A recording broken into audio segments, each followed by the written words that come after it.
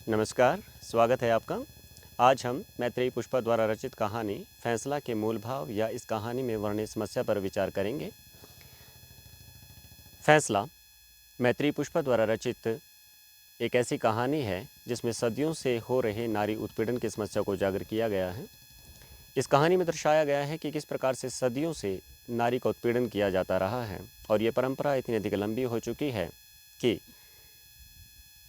नारी ने इसे अपनी नियति मान लिया है और पुरुष प्रधान समाज ने इसे अपना अधिकार।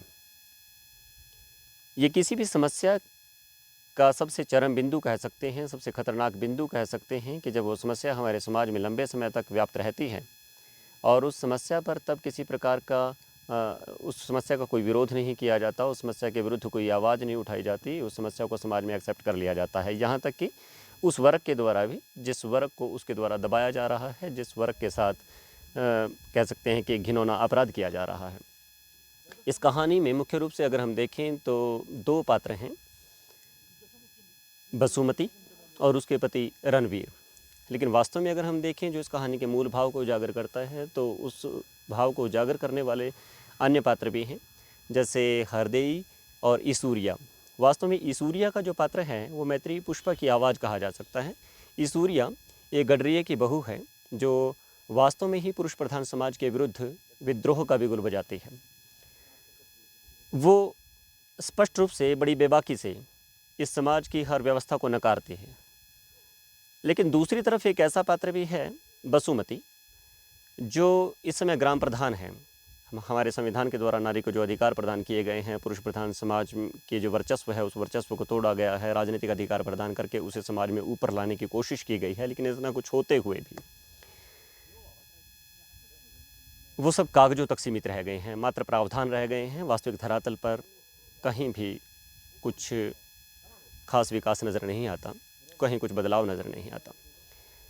बसुमती ग्राम प्रधान बन जाती है, लेकिन उसके सभी अधिकारों और शक्तियों का प्रयोग करते हैं उसके पति रणवीर। जैसा कि हम अगर अपने आसपास नज़र दौड़ाते हैं तो हमें यही सब चारों तरफ देखने को मिलता है। तो ऐसा लगता है कि मैत्रेयी पुष्पा ने जो अपने आसपास देखा उसे ही अपनी कहानी के माध्यम से हमारे सामने अभिव्यक्त किया।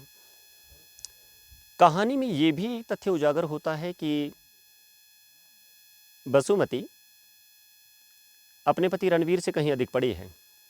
इस सूर्य के माध्यम से इस तथ्य की अभिव्यक्ति हुई है कि रणवीर 9वीं फेल है और बसुमती उसकी पत्नी वो 11 क्लास तक पढ़ी है। ग्राम प्रधान चुनी जाती है, लेकिन ग्राम प्रधान चुने जाने के पश्चात उसका जो रोल है, भूमिका है, महज कागज पर हस्ताक्षर कर देना है। उसकी जान पहचान की जो औरतें हैं उसे ताने मारती हैं। वे औरतें जो ये सोचती थी कि बसुमती के ग्राम प्रधान चुने जाने के पश्चात उनकी स्थिति में बदलाव होगा, उसे ताने मारती हैं और कहती हैं कि उन्हें कीचड़ में छोड़ दिया गया, केवल अपनी गली को पक्का बना लिया। तो उसके मन में एक रोष तो पनपता है, वो कोशिश करती है, विरोध करती है। एक बार कहानी में ऐसे भी दिखाया गया है कि 5-7 दिनों तक वह रणबीर के द्वारा दिए गए जो कागजात हैं उन पर हस्ताक्षर नहीं करती, लेकिन अंततः करने पड़ते हैं। कहानी में एक और पात्र है, हरदेई। हरदेई अपने विरुद्ध हो रहे अत्याचार के विरुद्ध आवाज़ उठाती है, न्याय के लिए वो मांग करती है। और कहानी में एक दिन ऐसा भी आता है, एक स्थान पर दिखाया है कि पहली बार बसुमती नज़रअंदाज करते हुए सभी बातों को ग्राम पंचायत में पहुंच जाती है। उस दिन उसके पति वहां पर नहीं थे।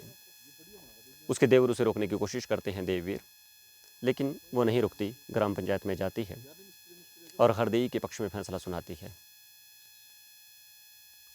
उसका मन संतोष से भर जाता है। लेकिन बाद में देखा जाता है कि उसके पति देव आते हैं, उसे डांट फटकार कर उसके साथ करते हैं, खूब उसे जली कटी सुनाते हैं और उसके जो फैसला था पंचायत में उसे भी अपनी चालाकी से, धूर्तता से बदल देते हैं। हरदेई आत्महत्या कर लेती है। उसका मन खिन्नता से भर जाता है। कहानी के अंत में जाकर एक बदलाव अवश्य आता है, जब एक बार फिर से चुनाव होते हैं। ब्लॉक प्रधान उसके पति देव हैं, रणवीर, और पुनः जब ब्लॉक प्रधान के होते हैं, इलेक्शन जब होते हैं, तो उसकी पत्नी बसुमती उसके विरुद्ध, उसके प्रतिद्वंदी के पक्ष में वोट डाल देती है और 1 वोट से उसके प्रतिद्वंदी जीत जाते हैं। तो इस प्रकार से एक सांकेतिक रूप में एक बदलाव दिखाया गया है। लेकिन अधिकांशतः अगर कहानी में देखते हैं तो हमें ऐसा लगता है कि जितने भी पात्र हैं, जितने भी नारी पात्र हैं, वो प्रताड़ित हैं, लेकिन प्रताड़ित होने के बावजूद उनमें कहीं भी विद्रोह का स्वर पनपता हुआ नज़र नहीं आता। हरदेई बड़ी विनम्रता से गिड़गिड़ा कर आग्रह करती है अपने न्याय के लिए, लेकिन नहीं मिल पाता। बसुमती का जो पात्र है, ऐसा लगता है कि मैत्रेयी पुष्पा ने एक साथ 2 पात्रों को जीने की कोशिश की है। बसुमती के पात्र में हमें हरदेई का पात्र भी नजर आता है, हमें इसूरिया का पात्र भी नजर आता है। हरदेई आत्महत्या कर लेती है, घुट-घुट कर जीवन जीती है, बसुमती भी कुछ-कुछ ऐसा ही लगता है। लेकिन बसुमती के अंदर एक विद्रोह की आग भी है, और यहाँ पर ऐसा लगता है कि जैसे इसूरिया का पात्र भी उसके अंदर ही कहीं समाया हुआ है। और अंत में इसूरिया का पात्र बाजी मार जाता है, जहाँ पर वह पहली बार अपने पति के विरुद्ध आवाज़ उठाती है, अपने प्रतिद्वंदी उसके प्रतिद्वंदी को वोट डाल देती है, और यहाँ पर ऐसा लगता है कि नारी की विजय होती है। लेकिन एक सांकेतिक सी हमें विजय नज़र आती है, जहाँ पर एक हल्की सी झलक दिखाई जाती है कि शुरुआत ही सही, बहुत बड़ी ना सही, एक छोटी सी शुरुआत ही सही कि नारी अपने अधिकारों के लिए लड़ने लगे। तो इस कहानी में बहुत से संदेश दिए गए हैं। एक संदेश ये भी लगता है कि हमें अगर नारी की स्थिति को बदलना है तो सबसे पहले उसे कोई नहीं बदल सकता है, कोई राजनीतिक प्रावधान नहीं बदल सकता, कोई लीडर नहीं बदल सकता। अगर हमें अपनी राजनीतिक स्थिति को बदलना है तो अगर नारी को अपनी स्थिति को बदलना है तो अपने जो राजनीतिक अधिकार हैं उन राजनीतिक अधिकारों का उसे प्रयोग करना होगा। क्योंकि हमारा जो राजनीतिक मंच है, उस राजनीतिक मंच पर ही हम देखते हैं कि बहुत सी नीतियाँ बनती हैं। वो जो नीतियाँ हैं वही वास्तविक धरातल पर आती हैं और आने वाले समय में हमारे भविष्य को निर्धारित करती हैं। अगर राजनीतिक मंच पर आकर महिलाएँ कुछ करेंगी, अपने अधिकारों के लिए लड़ेंगी, तभी कुछ बदलाव आ सकता है। तो ये एक संदेश इस कहानी के माध्यम से दिया गया है। ऐसी बहुत सी कहानियाँ हैं जहाँ पर इस तथ्य की अभिव्यक्ति हुई है कि नारियाँ सदा से प्रताड़ित रही हैं। जयशंकर प्रसाद जी की कहानियों की अगर हम बात करते हैं तो ध्रुव स्वामिनी, अगर हम एक नाटक की बात करते हैं, वैसे उनकी जितनी भी कहानियाँ हैं या जितना भी नाटक है, उन सभी नाटकों में हम देखते हैं कि उन्होंने नारी को मर्यादा की मूर्ति बताया है, त्याग की मूर्ति बताया है। वो अपने परिवार के लिए, अपने देश के लिए, अपने पतिदेव के लिए या अपने भाई के लिए, उनके लिए हमेशा त्याग करती नज़र आती हैं। और उनकी जो छवि है, उनकी कहानियों में जो वर्णित नारी की छवि है, उसके माध्यम से हम ये भी देखते हैं कि हमारे जो नीति नियंता हैं या जो समाज के पुरोधा हैं, उन्होंने भारतीय नारी की को एक मात्र, हमें कह सकते हैं कि एक खिलौना मात्र बना दिया है। और जयशंकर प्रसाद के साहित्य का वो सहारा लेकर नारियों को इसी प्रकार से सदियों से प्रताड़ित करते रहे हैं। तो जयशंकर प्रसाद जी का साहित्य ऐसा नहीं है कि वो राष्ट्रीय चेतना के लिए तो अमर कहा जा सकता है, कि नारी की जिस स्थिति को उन्होंने उजागर किया है, उसको उजागर करते करते धीरे धीरे जो भारतीय नारियां हैं, उन भारतीय नारियों को धीरे धीरे परातन कह सकते हैं कि उन्होंने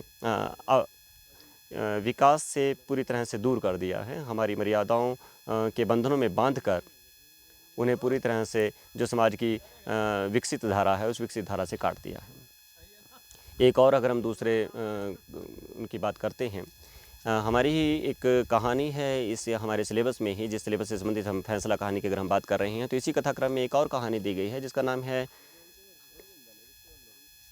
गैंग्रीन, जो रोज़ कहानी के नाम से हिंदी साहित्य जगत में प्रसिद्ध हुई। तो उस कहानी की अगर हम बात करते हैं तो उस कहानी में मालती का पात्र कुछ बहुत अधिक भिन्न नहीं है। तो मालती एक डॉक्टर की बीवी है, लेकिन डॉक्टर की बीवी होने के बावजूद उसकी जो स्थिति है उन सामान्य नारियों से बेहतर नहीं है, जो बहुत अधिक निम्न वर्ग से संबंध रखती हैं। ठीक इसी प्रकार से मैं यहाँ पर एक और उदाहरण देना चाहूँगा। राजकुमार संतोषी द्वारा एक अभिनीत फिल्म है, माफ़ करना, निर्देशित फिल्म है लज्जा। लज्जा फिल्म की अगर हम बात करते हैं तो उसमें बहुत से नारी पात्र दिखाए गए हैं, और वो जो नारी पात्र हैं विभिन्न वर्गों का प्रतिनिधित्व करते हैं। उसमें राम दुलारी भी है, उसमें जानकी भी है, और उसमें सीता भी है, और जितने भी वो नाम दिए गए हैं वो सभी सीता के पर्याय हैं। उसमें निम्न वर्ग के हैं, मध्यम वर्ग के हैं, शिक्षित भी हैं, अशिक्षित भी हैं। तो उस कहानी के माध्यम से ये दिखाया गया है कि नारी भले ही शिक्षित हो, अशिक्षित हो, ग्रामीण परिवेश से हो या शहरी परिवेश से हो, लेकिन हर जगह प्रताड़ित है। तो वो एक बहुत बड़े कैनवास पर दिखाया गया है। और सिर्फ यही बात नहीं कि अगर हम इतिहास में अगर दृष्टि डालते हैं तो इतिहास के झरोखों में भी हैं दिखाया गया है। यहाँ तक कि हमारी जो पौराणिक कथाएं हैं, जिन्हें हम अपना आदर्श मानते हैं, जैसे राम राज्य की हम कल्पना करते हैं, लेकिन राम के समय में भी सीता कितनी प्रताड़ित रही है सभी जानते हैं। और वहाँ पर जो माधुरी दीक्षित ने जो अभिनय किया है, जिस भूमिका को निभाया है, उसके माध्यम से राम पर भी प्रश्न चिन्ह उठाए गए हैं कि वो भी नारी की दशा को सुधारने के लिए कोई यथासंभव प्रयास नहीं कर पाए। अगर हम महाभारत काल की बात करते हैं तो माद्री सती हो जाती है, लेकिन उस सती प्रथा के विरुद्ध कोई भी आवाज़ नहीं उठाता। जबकि हम महाभारत की अगर हम बात करते हैं तो महाभारत माना जाता है कि वो उसमें जितने भी पात्र हुए हैं उनमें से बहुत से ऐसे पात्र हैं जो अवतार हुए हैं, हमारे देवी देवताओं के अवतार हुए हैं, लेकिन अवतारों ने भी नारी की स्थिति को समझने की कोशिश नहीं की। तो इस प्रकार से हर देश काल में, हर वातावरण में, हर वर्ग में नारी प्रताड़ित रही है और ये प्रताड़ना इतनी अधिक बढ़ चुकी है कि इसे सारे समाज ने एक्सेप्ट कर लिया है, इसे हमारी परंपरा मान लिया है। और ये आमतौर पर माना जाता है कि जब रीति रिवाज बहुत लंबे समय तक स्थापित हो जाते हैं तो वो हमारी परंपरा बन जाते हैं और वही परंपरा बाद में हमारी रूढ़ी बन जाती है और हमारे समाज का कोड बन जाता है। चलिए बात करते हैं एक बार फिर से हम इस कहानी की, फैसला कहानी जो मैत्री पुष्पा के द्वारा रची गई है। तो इस कहानी की जो मूल संवेदना है वो नारी के अधिकारों के लिए लड़ने की एक कहानी है। तो यहाँ पर जहाँ नारी की दयनीय स्थिति को दिखाया गया है, वहीं एक विरोध की चिंगारी को भी इसमें दिखाया गया है। तो ये इसके मुख्य स्वर कहा जा सकता है इस कहानी का।